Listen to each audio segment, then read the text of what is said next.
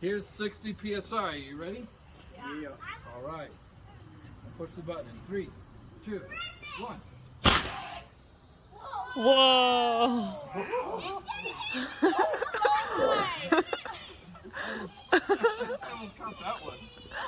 Whoa!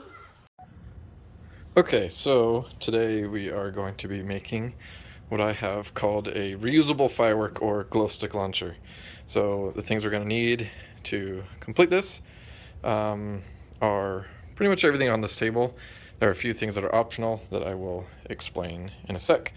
First things, safety wise, definitely would recommend a pair of thin gloves and some safety glasses just to make sure you don't get anything in your eyes or cuts, as we will be doing some drilling and cutting. The bulk of it will be some PVC parts and a sprinkler valve. So the PVC parts will need our 2-inch PVC for the main body of it, and then the barrel will be 1 inch with optional 1.5 inch for larger sizes. So we have a 2-inch T, we have 2 elbows, and then we'll have 2 end caps, and then we have a reducer that goes inside of the 2-inch T, and then that gives us this thread. But we'll be using this to thread into there, and that will go into our sprinkler valve. And then out the other end we will have a threaded elbow, and we will have a fitting in the top of that our barrel will fit into. So I'll lay that out here in a second, but the other things we're going to need are a nice pressure regulator with a gauge, so that way we can control the pressure and have a nice way to feed the air into it. We're going to need a few other small parts here, including this 1/8-inch hex nipple, as well as I'm going to use this, but there's other things you can use as part of the pressure regulator system, and I'll explain that in a sec as well.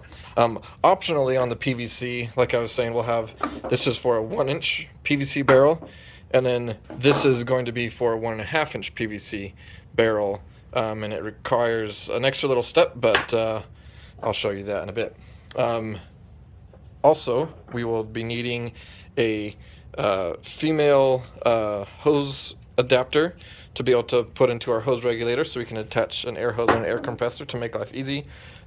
And then we'll need these 2 male adapters with female and male, so those will go together to give ourselves a little adapter to make life easy. We're also going to need, you can either go with this, it's like a tire valve, so that way we can add air in with like a bicycle pump, or if you have a tire filler part to your air compressor, you can use that. So we can either do one that is threaded in like this, or you can take one, you can even take one off of like an old bicycle tube. You can actually cut it out. You don't actually have to buy one of these if you don't want to. This one is going to be wireless powered, and for that I picked up this off of Amazon, just a cheap little switch that controls a switch that goes to the other part of our electronics, which is this solenoid valve.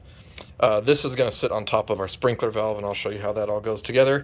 And then some sort of a power source, 9-volt battery will work, but also one of those little packs that holds a couple AA batteries will work as well. We're going to need a few different glues, PVC glue, as well as a couple of other adhesives. Now I'm going to do it one way, using a little bit of super glue and this epoxy putty, this steel reinforced epoxy putty.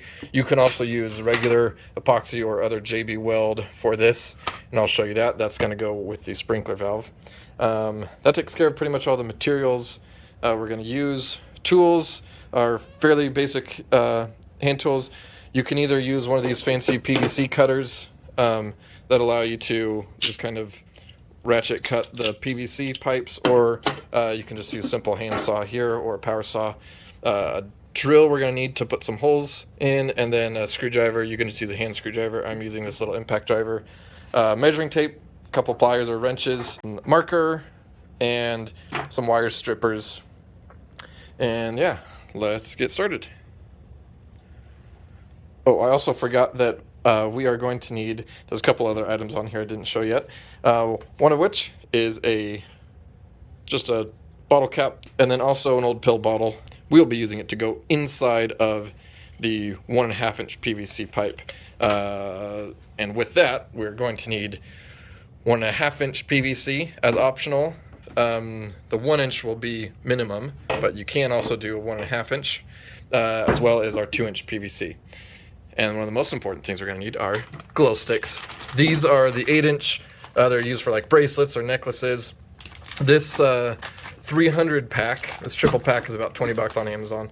And I can show you where I can find that. Oh, and we're also going to need some string. I have some strong string that I will show you, and I'll show you how that comes into play later. So let me just lay this out. We'll do a dry fit so that we kind of know how everything's going to go. You'll find this in the sprinkler section next to your sprinkler valve.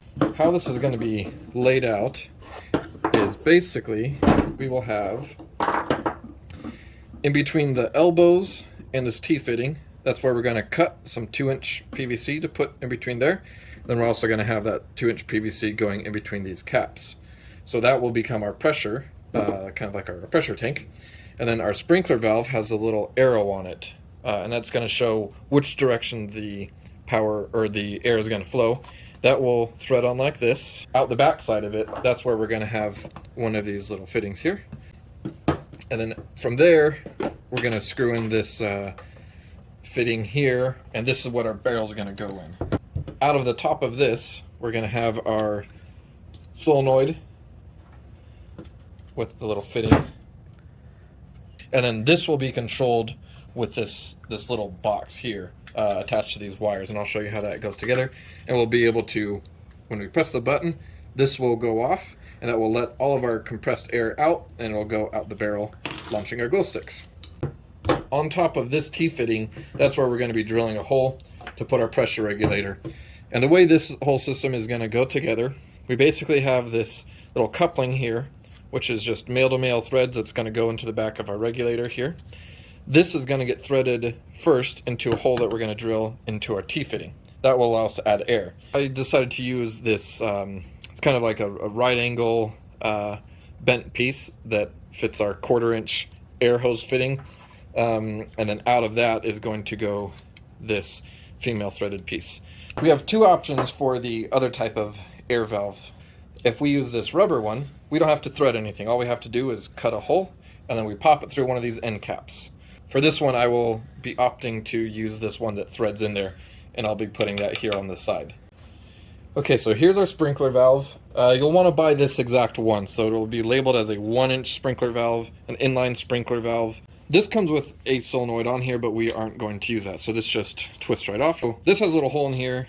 That's where the air is supposed to come out of. Doesn't work very well. We're going to modify this.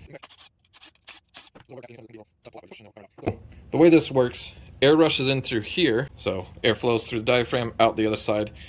And so we're going to be drilling a hole through the center of this so the air can come out, which then allows the diaphragm to be open, which will allow all of our compressed, pressurized air to flow through it and launch our glow sticks up.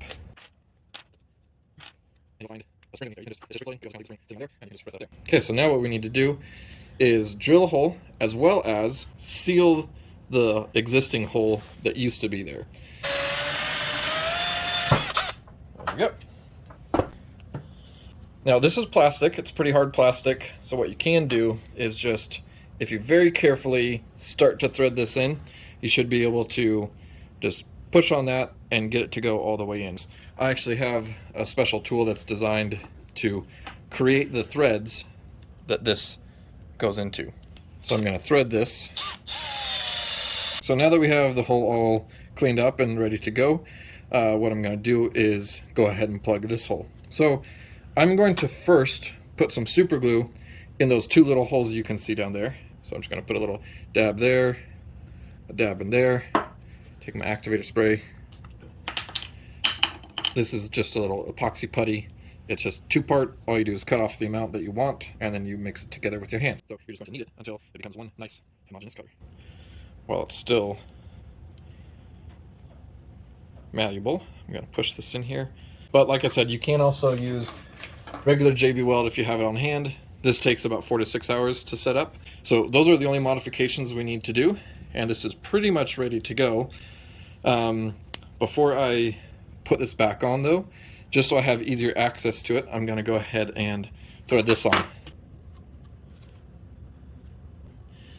you don't actually want it sticking through this hole too far, otherwise it will hit this, and you don't want it to hit that because that means it can't open very far and it can't let the air through. So what I'm going to do is I'm going to take my 7/16 wrench that fits on this. Okay, and then I just want to be able to go just a little bit proud of the inside here, so it's sticking up through it just a little bit. So we're just going to set that on like that. There we go, just like that. And all of our modifications are done. We need to modify this whole piece here. I'm using this Christie's Red Hot Blue Glue. It's a PVC cement. So normally with PVC you use a primer and then a cement. With this stuff you can use just the cement and it will be plenty good for the amount of air pressure we're going to be running. Put it on the inside here. I'll put just another little layer on here. This in through here. So we're just going to give this a minute or so to dry before we drill our hole. I'm going to start with this, and I'm going to put my hole, I want to put it right where this and this still overlap. So there's a little bit thicker plastic here for me to drill into. The reason why we want to do this before we put all the other pipes together is if you look in there, it's kind of a bit of a mess. So we want to get that all cleaned up so that our whole air system is nice and clean. I am also going to be putting my little tire valve in here. I'm going to do it kind of off to the side like this. That's going to be the same, basically it's the same threads as what we use for our sprinkler valve. And leaving the little grooves behind for the threads to go into. Okay, now that our holes are both drilled and tapped and all cleaned out, I'm going to go ahead and thread this piece on. So we don't want to over tighten it and break our threads and not have a good seal anymore. So we're just going to go till it's nice and snug.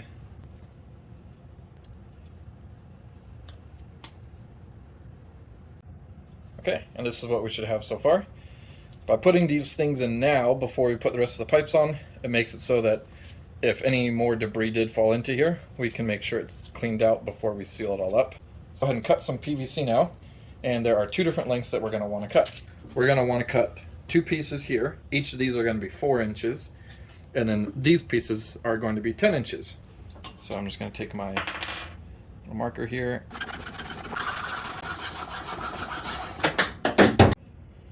Alright, so all my cuts are made. It's a good idea before you do any gluing or anything like that to just wipe up any dirt. One thing to keep in mind is there's kind of like a pretty side and an ugly side, just for aesthetics. And if you're not going to paint it, you're just going to want to keep all the barcodes and the ugly stuff on the bottom. Okay, so this is basically our base and our pressure tank system. If we have our 1-inch PVC nipple here, our modified sprinkler valve is going to go into that. We'll have our barrel out the back side of it. Then we'll put our pressure regulator right here. And our electronics on the top of here. Push it all the way in until it can't go in any further. And then we'll just keep going down the line here.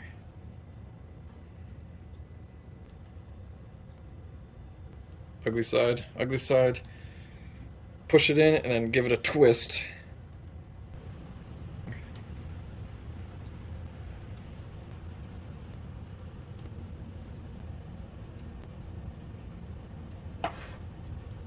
Now this is where you're going to want to make sure that you're on a nice flat surface. So when you put this in all the way, and push it in while it's at a slight angle, and then twist and make sure it's all nice and flat together. If you want to use the rubber tire valve, I recommend putting it on the end cap. These oftentimes have some branding information on the end that doesn't create a very good surface. You can just take a file or some sandpaper and just flatten that out real quick. And there we go. Pretty flat. Now I'm going to use a 5/8 bit here. You can use a twist bit. This is called a Forstner bit, just what I happen to have on hand. And this should fit through this. So the way this works is you're just going to push it in from the inside and just pull real hard on the inside like that, and that should pull through there and create a decent little seal for us. All right, so we're going to go ahead and assemble the rest of our valve part.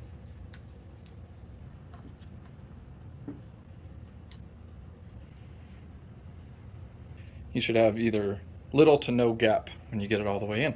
This is one of the pieces. Now, everything coming out the back side of this, the air is just going to be coming straight out the barrel. So it's not actually holding any air pressure tight. The air is just going to be rushing through, and even if it leaks out a little bit through the threads, it won't matter. So I'm not going to be using any thread tape here. I'm just going to put this on till it is most of the way tight. This will be for a 1-inch barrel, which I'll show you in a second. And then we also have the option to do a 1.5-inch barrel. 1-inch PVC or 1.5-inch PVC. I have these about 45 inches. So the way this will work is our 1-inch PVC will glue into this fitting, and if we ever need to change it, or if something gets stuck in here, whatever, you can just twist it out, just like this. A little press, and then give it a little twist. Okay, so for this, do you see these little nubs right here that come in to the inside of it? Now we want to remove those. You can use a file. I'm going to use a rotary tool like a Dremel. So again, this is only important on the 1.5-inch piece if you want to use this barrel size. We are going to use this, and this is going to go inside the barrel, and anything that we want to launch out of the barrel, it's going to sit on top of it. So by smoothing that out, when this goes in, it'll sit nice and flat at the very bottom, just like that.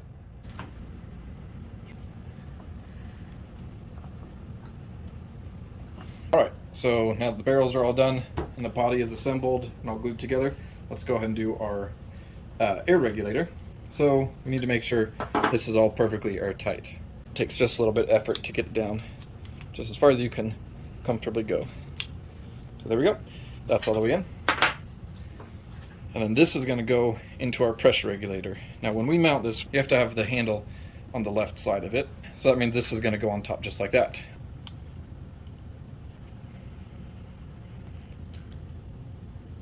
Okay, now when we have it tight, we want this air hose fitting to be coming out this way, just so we have easier access to it. Now if we pay attention to the arrows that are on the back side of this regulator, you can see the air, it wants to flow that way. So when this is sitting up here, the airflow is going to go down. And there we go.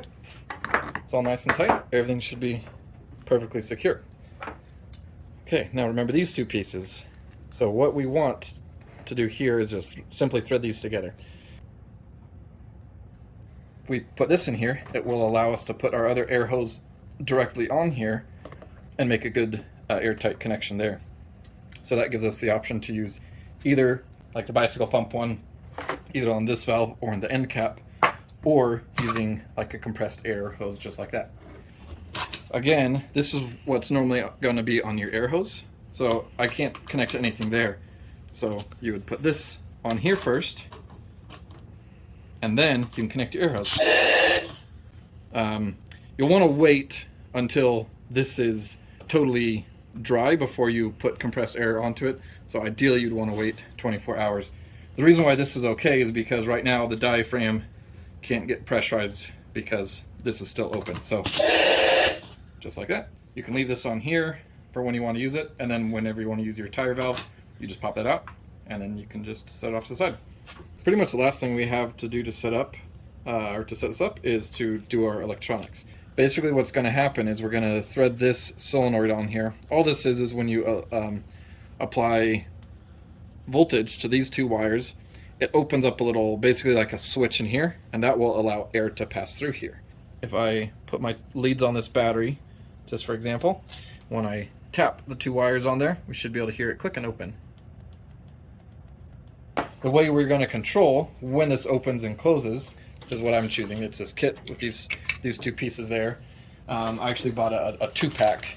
It was this little guy here on Amazon. It was, I don't know, like 12 bucks or something like that. Alright, so now that I have everything all wired up, and I know my button's working. I went ahead and put the switch in here just for now because it's easier for me.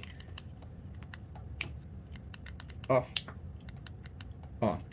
For you, this will all be one piece. So now I can test fit everything, make sure it's all good.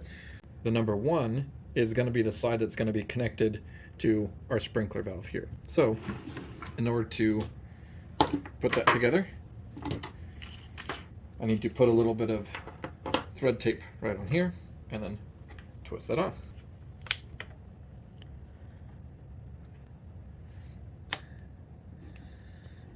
As a complete system, this is fully done and ready to go. Okay, so I have my air adapter in here, and before I connect my air pressure, I'm going to do one of two things. I'm going to make sure my switch is off until I'm ready to fire. Right now it's on, so I'll turn it off. You'll have a different switch. And then I'm going to turn my regulator so that the pressure is all the way at 0. So that way it won't actually pressurize anything. I'm going to connect my air hose, and then I'll slowly turn it to the right until I get, I don't know, just a couple little notches on there. There we go. Just like that. So now that I'm ready to fire, I'm going to turn this on, and I'm going to open it. Well, there we go. That worked rather well. And just to make sure that air is coming out of there, we'll try it again. And there we go, just like that. And you can see the system recharges. And if I turn this down a little bit, my air pressure is going to go down, and it will be less powerful. Maximum I would recommend is maybe 100 psi.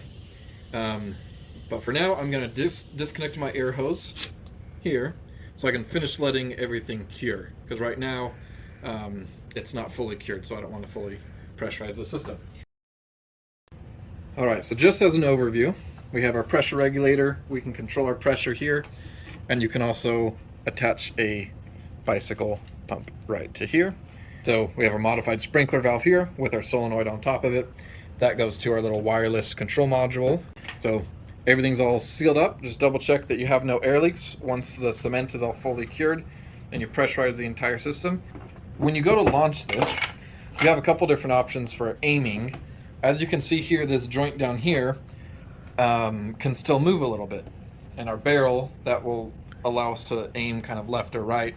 You do actually have a little option. If we unscrew this barrel and we attach a second one of these sort of right angle fittings, if you twist this down here and twist it up, now you do have some adjustability this way and this way pretty easily, but it would move every time you fire it just because of that force that's going to try to push it down like that.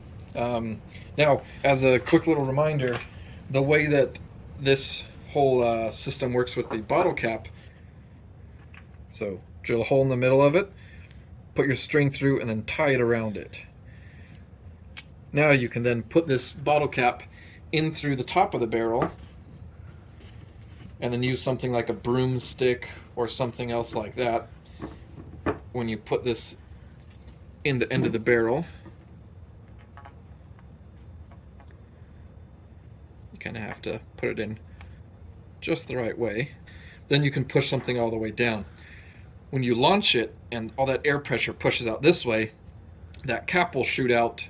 Unless you have something attached to it, it's going to shoot out into the air super high, and then you'll have to also retrieve that.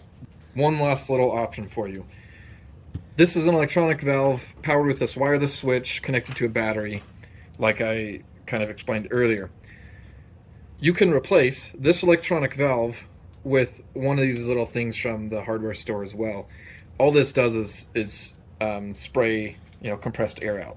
You can thread this in to where this valve would be instead, and then squeeze the handle, and that will fire it just as well as the electronic valve. Alright, well, I hope you have fun building your own. Make sure that you're safe while using it and building it.